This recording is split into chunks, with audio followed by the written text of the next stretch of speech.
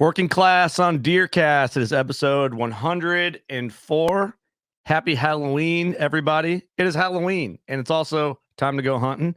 Mr. Lee Herr is joining me via Witchcraft, a.k.a. the internet, a.k.a. the dark web, a.k.a. the Cult Leader HQ there somewhere in Iowa. What's up, dude? How's it going? Why Cult aren't you Leader enthused? HQ. I don't get you should be more. It's your holiday. It's the cult Come holiday, on. Halloween. You're killing me. What? What's going on, dude? Oh, nothing. Just sitting in the basement. Gonna head out here. I was gonna start my big hunting run, but tomorrow. But I think I'm gonna go today. We're getting some rain right now, and it's supposed to stop just about an hour before shooting light. So I think it's not favorable conditions, but with that rain stop, I think I'm gonna try to get out tonight and see if I can't kill one. I think I'm going to do the same. As the day of recording, we are looking at Thursday, October 26th.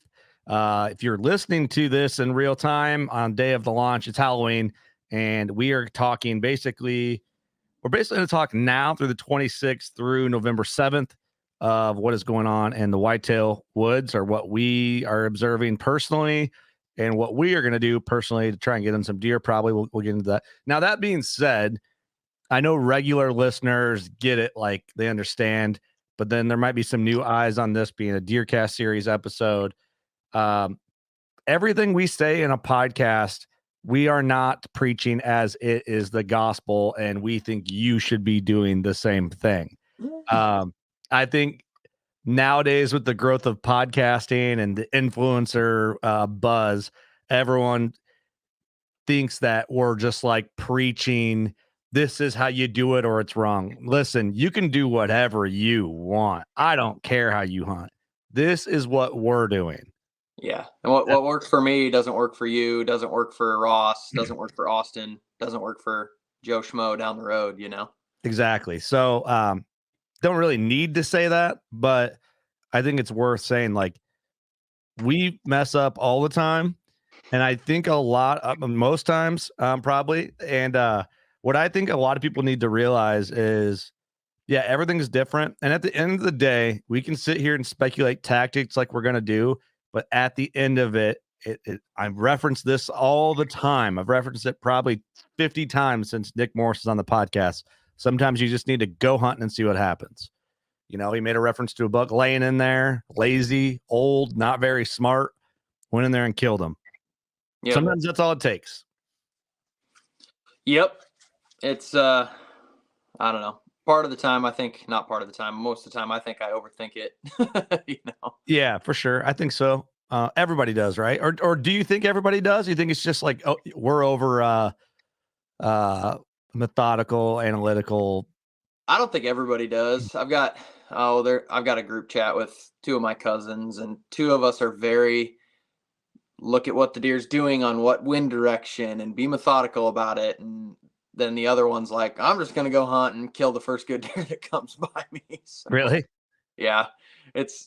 We all three of us have very differing opinions on how to hunt, when to hunt. And that's what's cool about it. You know, like you said, not everybody does it the same, but yeah, we all three have different opinion on what's a shooter, what's not, what's mature, what's not. We were actually just arguing more or less about it this morning, actually, because that deer I call Carolina that Jordan Jones helped me name, he was right on the borderline of daylight this morning, and I've been really on the fence whether I'm going to kill him or not, because I do think he's 4, and I do think he's one that could blow into something big.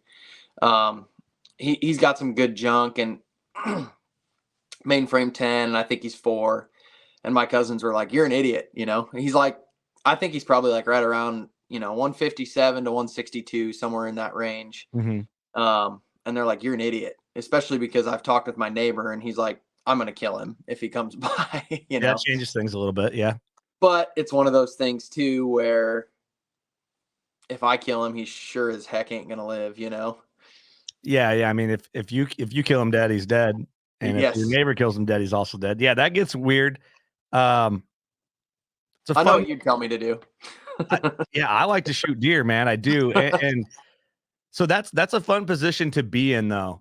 You know what I mean? It's a great thing to think about. And what you're doing, you're thinking about like what that deer could be, killing him when he's more mature, killing him when his antlers are bigger. I mean, in turn, he has more meat on him. And, it's like, that's fun though.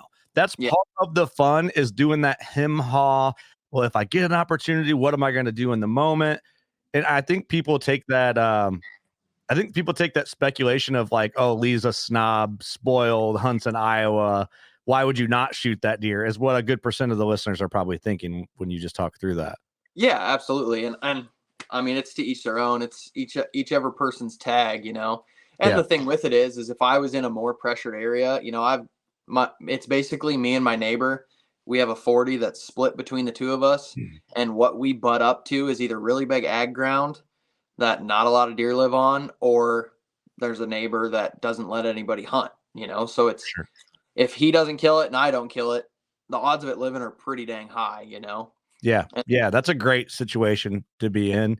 Yes. I think I do. I kind of have a dilemma similar to that, but I'm more like, well, if I get a clean opportunity, I'm going to shoot that deer. You know what I mean? Like I have a deer that I think in a year could be an absolute super mega, Mr. Broken Ear buck. And, I think he's a good deer. He could be 4. I don't know. I mean, if he makes it, he'll be a monster, but who knows? I don't know. I like shooting deer, man. It's hard for me to pass those deer. Just, being realistic. Oh, it's hard for me too, but the thing with it is I've got 2 other bucks that kind of call the same area home that are both older. One's that old man 10 that I hunted like crazy last year. I think he's 8 or 9 this year. Oh, he's that old. Yeah. The first year I had an encounter with him was 4 years ago, and I thought he was 5. So that'd be 5, 6, 7. Yeah, he'd be 8. And it's the smallest rack. And actually, I think he has kind of turned in. He never really was like much of a bully, but I kind of think he turned into a bully this year, realistically. He pushed the other buck I call Nanner is a 5-year-old 10, really nice deer. Once the old man 10 showed up for the year, Nanner like completely shifted. He was there like almost every day. And once the old man 10 showed up, he completely shifted to a different area. I've got pictures of him on another property that I can hunt. It's a lot harder to hunt, but. So the old man 10, is he still a 10? Or he is not this year, actually. Did he go to an 8-pointer? He's a 9. Okay, I was going to say something with the 8-point, man. They get old, they put on 8 points. They're just like, yeah, man, screw everybody else. We're doing this. Yeah. He's honestly, I think his frame is bigger than it ever has been. But he dropped, he broke a brow on the left side and he dropped a G4 on the left side. He's one of those that I don't think would score the greatest, but it doesn't matter. He's an 8-year-old deer. I've hunted him for 3 years. Yeah, you got to shoot that deer. That's the first year I had an encounter, I was tagged out, but.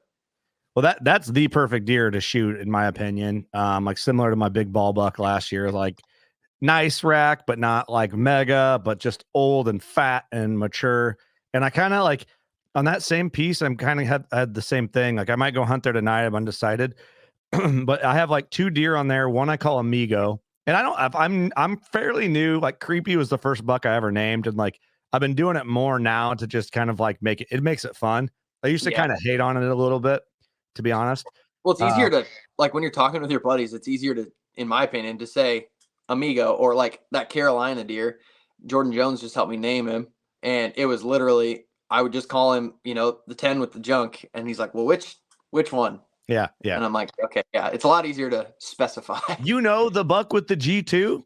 The big G2 buck? Well, I can think of 3 that are got good G2. Yeah, you sound like Matt right now. The short G2 buck, the long G2 buck. Yeah. They always joke about that on their podcast. Well, yeah, it's I get the naming thing now more than ever. But so this buck I call Amigo. And the reason why I call him Amigo is because there was a big deer I hunted in 2021, ended up finding him dead.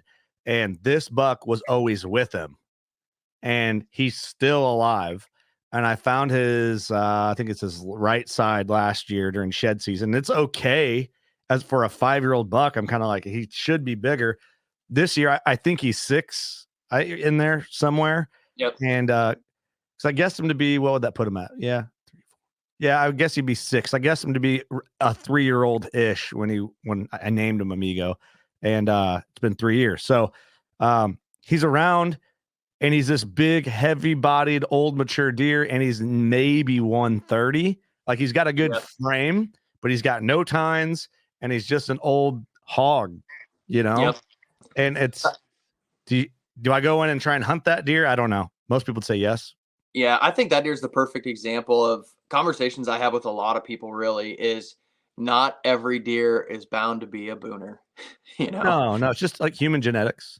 Yeah, I was talking with a group of buddies this morning. Actually, kind of the same thing. We were talking about a guy has a buck that he thinks is 5 and doesn't know if he should pass it or shoot it because he's like, well, what if it blows up next year? And I used the old man 10 as an example. I said he's been 155-inch 10-pointer since he was 4. Yeah. You know, he's been the same for 5 years, 4 years, you know? Yeah. So that Amigo's the perfect example of that. You know, not every deer when they get to 6 years old is going to be 155 to 180-inch deer, you know?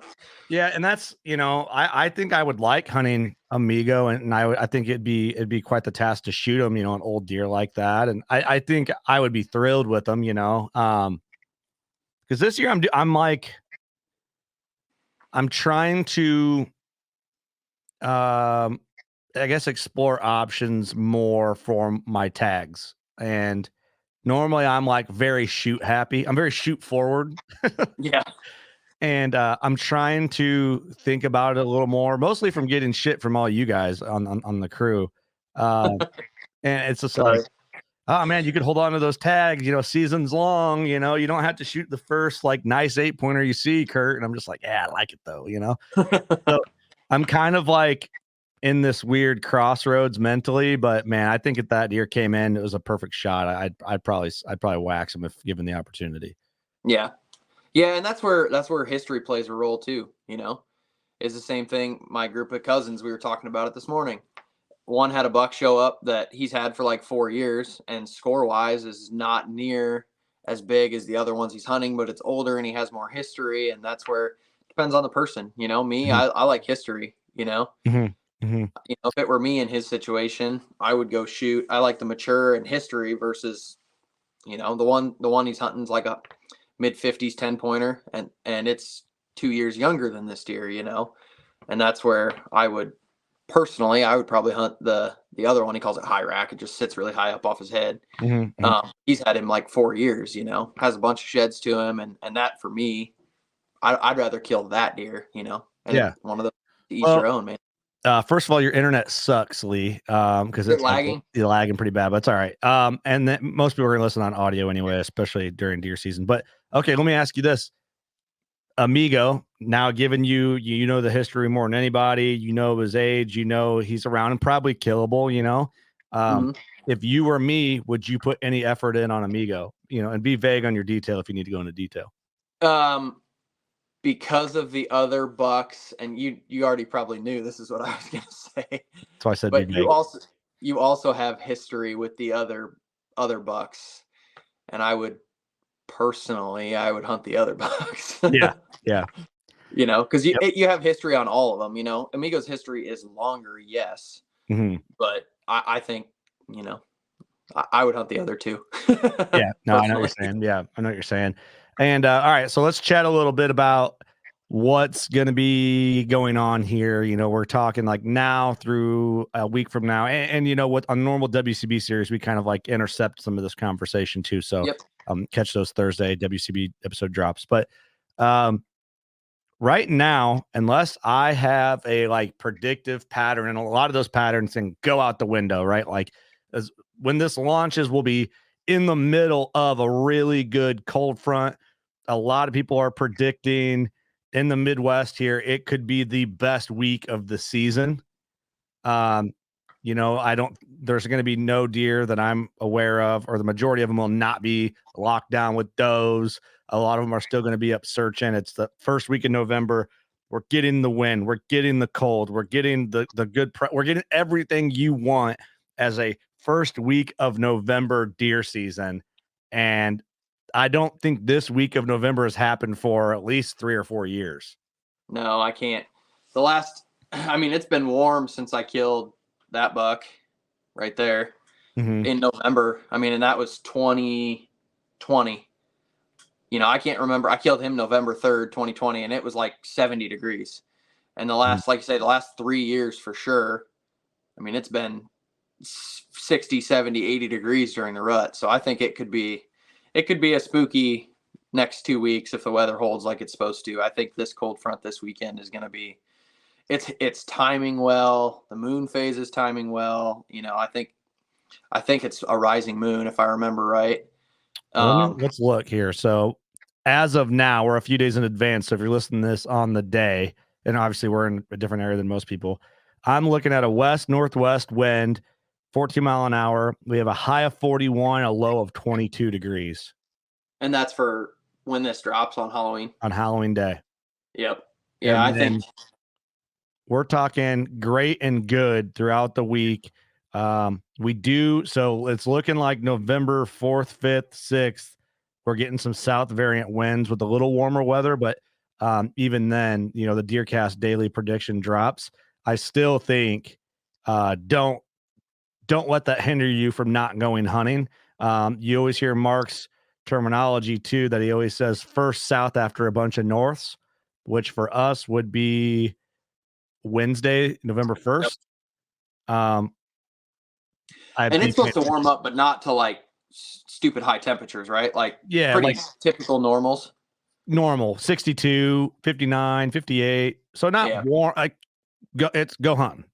Yep. But if this is coming out a little late, if you're listening to this in the morning and early in the morning, first thing, it might be a day to take a vacation day.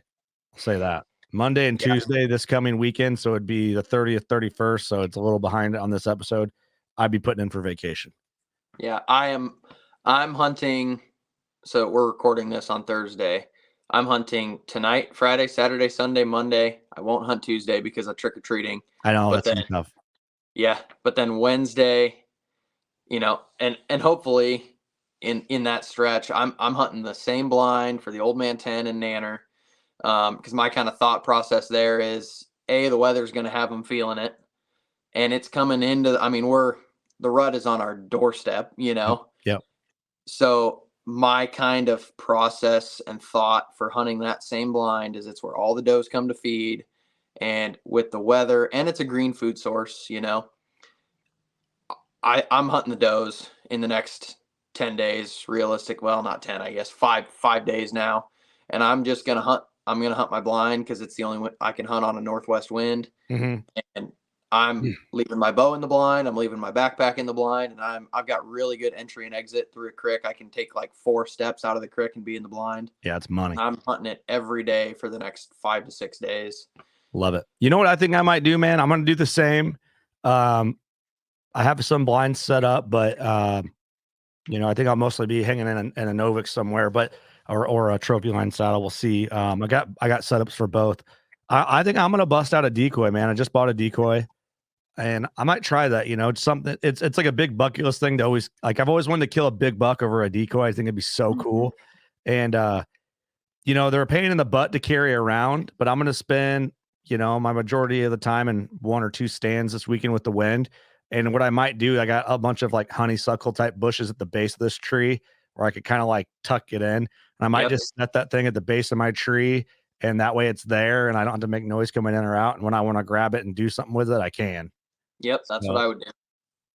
We'll see, it might be it could pay off big, but it'd be fun, right? Like I think it's something exciting, especially on an all-day sit, if you have like a visual out there, like it's 11 o'clock and things are slowing down, and all you need a buck to come out in the open and check a field and see that thing. Yep. Yeah, I think I'm not a huge decoyer, especially because the main properties I hunt, there's a lot of deer that come out, and I've had it burn me, where it's, too many does and they get funky and they leave. But I've also had it where they don't hardly look at it. So I'm not a huge decoyer. My cousin and I, we do a river float every year. Actually, we take a decoy and rattle and take turns hunting on and off, float down the river and jump on the riverbank and rattle and that's cool. See what comes in, and we'll do that. We've tried it a couple different times, and it really depends on the year. We tried it November 4th once, November 11th, and November 18th. And it's honestly my favorite day of hunting throughout the Really? year. Just every year, it's so action packed. We've never killed one doing it, but we've been way too close, way too many times. For So it it's not to work just, out eventually, yeah. yes. And we've had, the first year we did it, we came up on the riverbank and we sit pretty close to the edge just so we're not intruding too much. And, Mhm. the one that's hunting will get his bow ready. The other one will take the decoy out, stake it out, and they rattle. Well, and this was our first time doing it. And, we don't, neither of us rattle a whole bunch anyways. And, I was rattling, he was behind the bow, and my idiotic self, I just instantly just smacked the horns together as hard as I could. Well, there was a giant 8-pointer bedded like 40 yards from us. Where if I would have started with just tickling the horns, he probably would have stood up and came in. Yeah. And we've had we've done it, like I say, 3 times. And I bet we've had within 80 yards that did not end up being successful. We've probably had 10 different bucks over 150 in the 3 times. And it's one of those things that there's so many variables, wind direction, Yeah. swirling winds. Yeah. But I think I might strap a GoPro to my chest this year or something, just because it's Straight really kill cool. adrenaline style, kind of. Yeah, realistically, yeah. And like we've had it where just the cool thing. I mean, if I had a video camera, it's the kind of things that people won't believe. Yeah, yeah. We were floating going to the next spot and had a buck bust over onto a sandbar chasing a doe, and the doe ran up on the high bank, and the buck was, I mean, chugging through the water, swimming as fast as he could, chasing her. And we watched him chase her for like 5 minutes No in through kidding. the river, jumping off high banks. It was wild. Yeah, and it's Yeah, whitetail that's cool. adrenaline style. It's really cool. See, I won't do anything like that. But like I'm excited, I guess what I'm gonna do, I'm gonna sit in terrain because right now it's like if there's anything predictable, I mean, you better get on it because it ain't gonna Yeah. last. And I think I'm gonna stick to terrain features, focus on my wind, how the deer are gonna use the area I'm hunting with the wind, blah blah blah. The whole repetitive beat down stuff we always talk about. Yep. But man, just to switch it up, the monotony, I think a decoy would be fun. We're gonna see. We'll see. I've been kind of looking up like how to use it, where to put it, what way to face it, all that stuff. And I'm gonna just kind of wing it a little bit. I'm gonna go what I think is best, but Yep. um, my plan probably is to tuck that decoy in really tight to me to where any deer that's a little nervous of it can still skirt it, but still be in bow range. Yep. Like even if it's like have it real tight. And that way too, if the deer does come in close, in my head, I think they'll be focused on the decoy and not me. And Yeah. hopefully I can get drawn and who knows? Who knows how much I'll actually use it? I might get weird and be like, I don't know about this and not use it. I don't know yet. I'm usually at 12 to 15 yards is where I stick it. I Stick tried it decoys in last the night in a box in a grizzly box blind, and I put it on the upwind side of me. So if anything had to check it, it'd come closer to me. But I had Mhm. it tight to me. Like I had to like look up to look out the window Yeah. to see it. Yep. So I don't know what's Yeah. right or What's wrong. your you mainly gonna hunt the two ones? You asked my opinion. What are you gonna do? So tonight I'm gonna hunt. So tonight we're going to a Wheeler Walker Jr. show, the crew, and so I'm hunting not far away today. So I'm gonna go hunt. I think my farm tonight. I haven't been in there since my last situation. If you heard the last episode, I've been giving it a break for 2 weeks. So I'm gonna go in there and just kind of see what's going on. Just enjoy the sit. It's a good wind. My voice is going out. And then see what happens, man. I don't know. You know what I mean? I have a little more leniency on my farm on a buck that's mature. Like, he doesn't have to meet that like threshold of like what I want to shoot. Like I'm willing to shoot a lesser caliber rack deer if it's mature, Yep. on my farm. But I don't know. I just enjoy sitting there too. So I'm just gonna go and enjoy it. It's rainy. Like you said, it should stop raining here right when it's starting to get good. So I'm gonna slip in there, see what we can see, and hopefully it pays off. We'll find out. Heck So yeah. that's my goal for tonight. But yeah, I mean, I think with the cold front coming in here in the next couple of days, and then through Tuesday, I'm gonna be focused on the deer that I really want to kill. And see what we can pull out. But yeah, I'm gonna stick to that terrain feature. If does are gonna move through, the bucks are going to be checking them or moving through checking where they know those does move through. And that's going to be my, my method to the madness here for the next week, unless something tells me to do something otherwise. Yep. You know, so we'll see, man. That's my game plan. Simple answer, I think, but it's honest.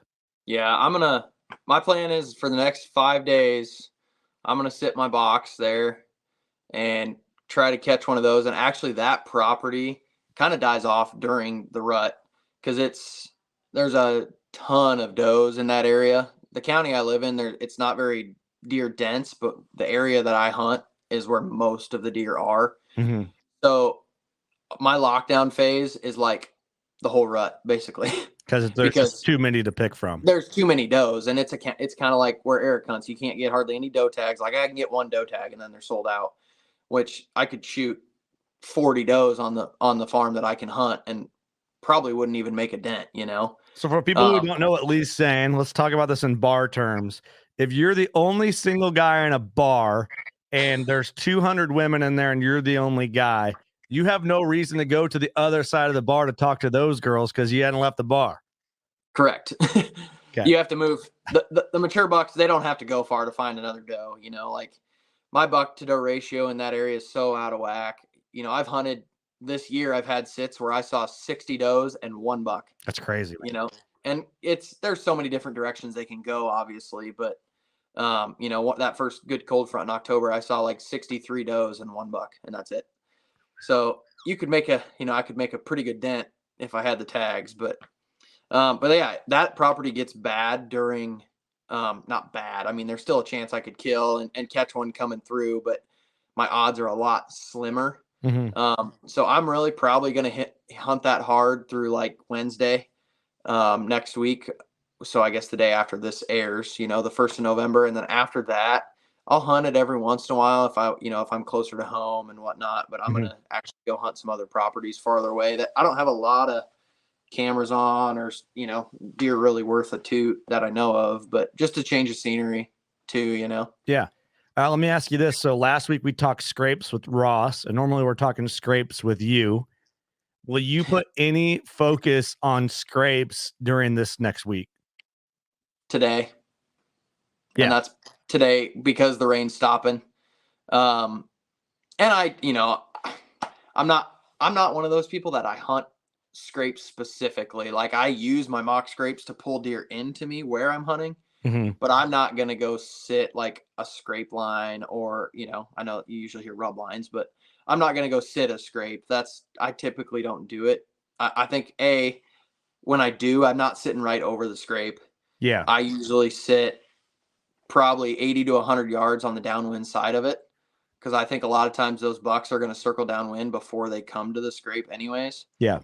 But I mean, like, obviously they're going to hit it, but like I said, I'm hunting the does right now, because I think with this cold front and it's getting that time, they're going to be looking for does. I think the scrapes are just going to be, oh, hey, I'm going to stop here quick and keep moving. I don't think it's going to be erratic more than it is. Yep. I think like today it's raining, and I think post rain, I think they're probably going to check scrapes pretty hard to refresh scent and whatnot. Yeah. So like tonight, I think I'll see some scraping activity tonight, but after that with the cold front, like I said, I'm gonna hunt the does is what I'm gonna do for the next week. We're gonna see let's see what the wind's doing tonight.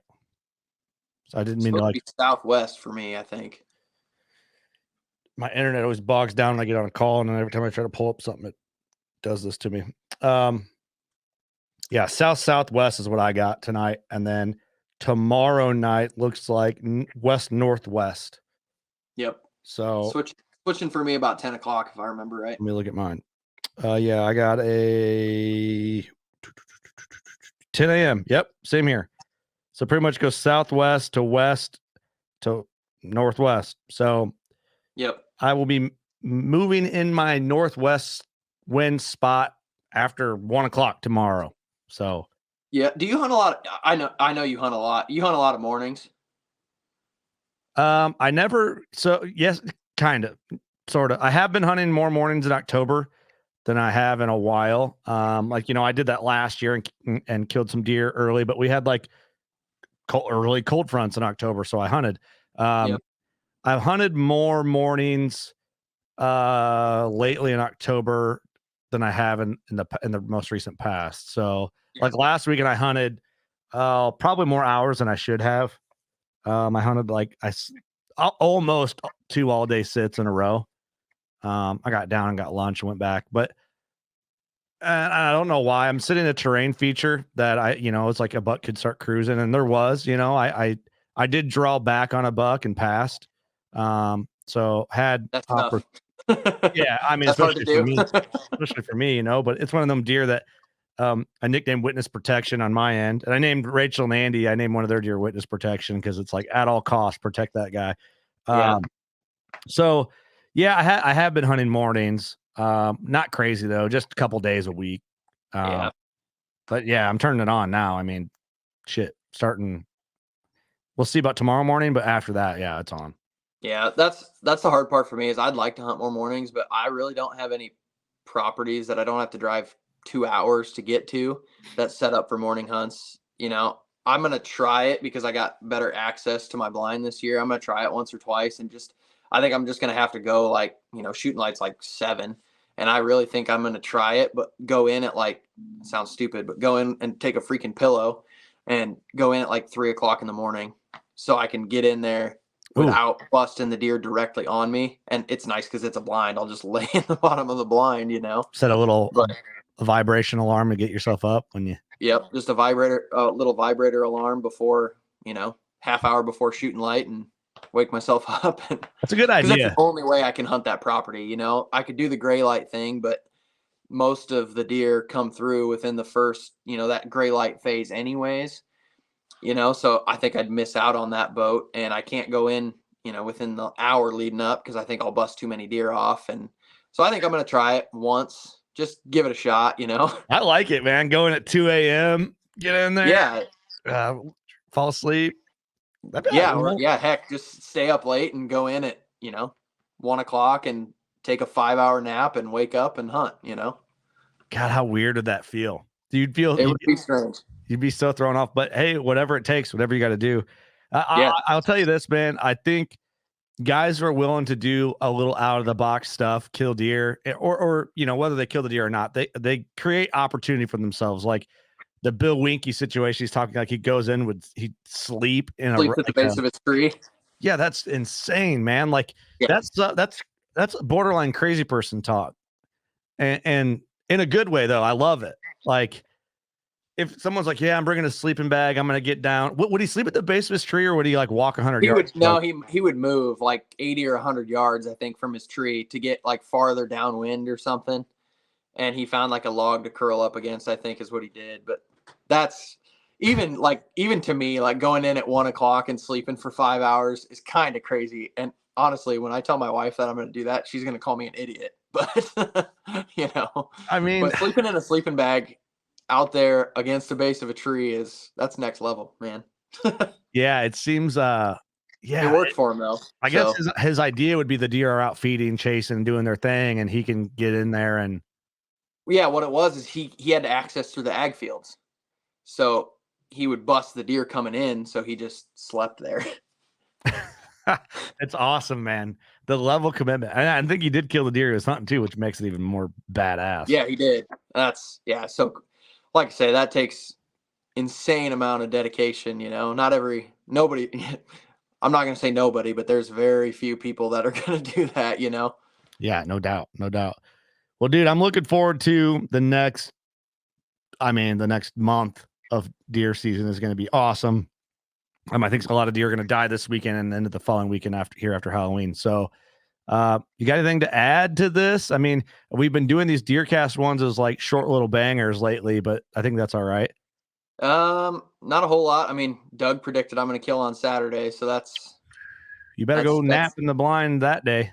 That's Doug's prediction. I will be surprised if nobody on the WCB crew kills before this episode drops. Knock on wood.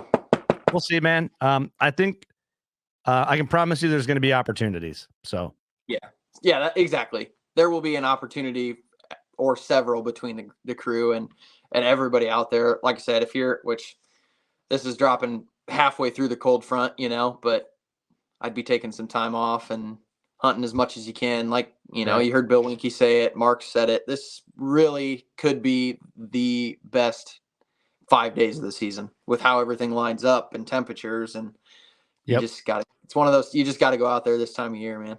Yep. Absolutely. Well, it's going to be tough when I got to come home Saturday night here for trick or treating, for trunk or treat here at the hometown with the kids. But I might make a trade. Like, look, I won't be at trunk or treat, but let's have a party Halloween night somewhere. We'll take everybody out and go get more candy. Dad'll make it Yeah. up. Luckily, our town is on Halloween this year, so that's in the middle. It's not the first day or two of that big cold front when I think the movement will be the best. So sorry, family. We'll figure it out. Where can people find you, Lee? That's it. That's all I got. Cool. Where can people find you besides your cult? I'm on the Facebooks and the Instagrams. I'm on WCB quite a bit, I suppose, you know. Yeah. They can listen to me ramble there from time to time. Hey, let me all right, throw a little Easter egg out here. So we've already recorded episode 600 leading up to it, and you were like the moderator for the entire episode. Yep. What could you tell people to expect for episode 600? Honestly, I think it was a very good mix of stupid drunkenness. The last like hour and a half got pretty rowdy. Okay. There's some really good buck stories in there. You know, ones that they've probably been told, but they got retold. There's some good tactic talk. There's a couple Easter egg special guests. Yes. In there. One of which was good. The other one was interesting. Yeah. I bleeped out some stuff that in hindsight, I wish I wouldn't have bleeped out because it makes it sound worse. But I'm going to leave it for comedic effect. Yeah. The bleeps aren't as bad as they make it sound. I agree. But no, I think it was honestly, it was a really, really informative episode, being that we didn't intend on it being one, you know. Yeah. It was supposed to just be a mess. Yeah. It was a good mix of buck stories, drunken nonsense, and strategy, really, and just overall good talk. That sounds like, yeah, you upselled that a lot. Just want to say, but well, we'll go with it. Maybe it's better than I thought. I didn't want to listen back. I made sure everything was good, sent it to you guys. I'm like, you guys are good with it, I'm good with it, whatever. So, like I said, the last like 2 hours gets pretty hairy, but if you made it that long, you know what you're getting into at that point anyway. So yeah, it's a lot of yelling and talking over each other. But I mean, at that point, we were that far into it. What do you expect? All good.